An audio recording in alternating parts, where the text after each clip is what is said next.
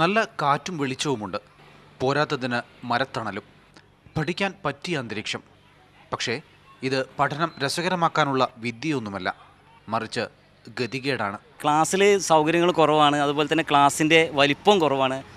തൊട്ടടുത്ത് തന്നെ ഇടനീ കുട്ടികൾ ഇരിക്കുന്നതുകൊണ്ട് തൊട്ടടുത്ത് തന്നെ ക്ലാസ്സുകൾ ഇരിക്കുന്നതുകൊണ്ടും ശരിയായ രീതിയിൽ നമുക്ക് ക്ലാസ്സിലിരുന്ന് നല്ല സൗണ്ടിൽ പഠിപ്പിക്കാനൊന്നും കഴിയില്ല.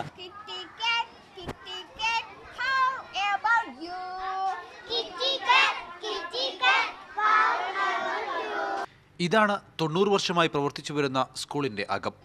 ഈ ഇടുങ്ങിയ കെട്ടിടത്തിൽ പഠിക്കുന്നത് 220 കുട്ടികൾ, 7 ക്ലാസ് റൂമുകൾ. ഒരു ക്ലാസും സ്റ്റാഫ് റൂമും വരാന്തയിലാണ്, പോരാത്തതിന് സ്റ്റോർ റൂമും. സൗകര്യം കുറവാണ്, പഠിപ്പ് നല്ലുണ്ട്. വാടക കെട്ടിടത്തിൽ നിന്നുള്ള ഇത് മാറിക്കഴിഞ്ഞാൽ മാത്രമേ നമുക്ക് ഗവൺമെൻറ്റിൻ്റെ ഗ്രാൻറ്റുകൾ കാര്യങ്ങളൊക്കെ കിട്ടുള്ളൂ. സ്വകാര്യ വ്യക്തിയുടേതാണ് സ്ഥലവും കെട്ടിടവും. 50 സെൻറ്റോളം ഭൂമിയിൽ 40 സെൻറ്റോളം ഉടമ വിറ്റുകഴിഞ്ഞു. ബാക്കിയുള്ള 10 സെൻറ്റും വിറ്റുപോകുമെന്ന ഭീഷണിയിലാണ്. 3 പ്രാവശ്യം എക്കോശേഷൻ നടപടി സ്വീകരിക്കാൻ വേണ്ടി മുനിസിപ്പൽ തലത്തിൽ തീരുമാനമെടുത്തിട്ടുണ്ട്. ആ തീരുമാനങ്ങളൊന്നും പിന്നീട് അങ്ങോട്ട് അതിൻ്റെ തുടർ നടപടി ഉണ്ടായിട്ടില്ല എന്നുള്ളത് വളരെ ഖേദത്തോടു കൂടി പറയുകയാണ്. PTA നേതൃത്വത്തിൽ ആരംഭിച്ച പ്രീ പ്രൈമറി കെട്ടിടത്തിൽ 63 കുട്ടികളും പഠിക്കുന്നുണ്ട്. വിദ്യാഭ്യാസം അവകാശമായ ഇക്കാലത്ത് ക്ലാസ് മുറിയിലിരുന്ന് പഠിക്കാനുള്ള അവകാശത്തിനായാണ് ഈ കുട്ടികളുടെ പോരാട്ടം.